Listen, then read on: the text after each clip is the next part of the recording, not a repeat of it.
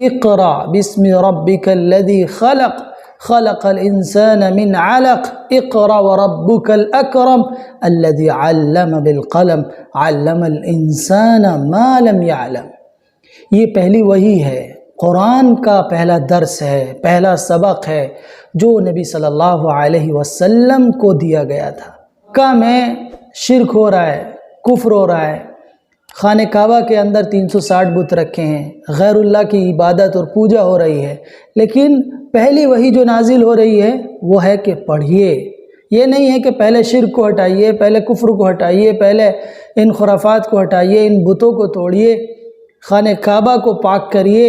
یہ تعلیم نہیں ہے، نہ نماز کی تعلیم، نہ روزے کی تعلیم، نہ حج کی تعلیم۔ تعلیم دی جا رہی ہے پہلی وحی کے ذریعے کہ اے نبی اقرا، آپ پڑھیے اپنے رب کے نام سے۔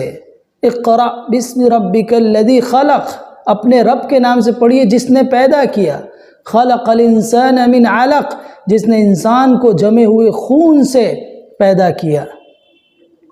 اقرأ وربک الاکرم، آپ پڑھیے، آپ کا رب بڑا کریم ہے، بڑی شفقت کرنے والا، بڑی نرمی کرنے والا ہے۔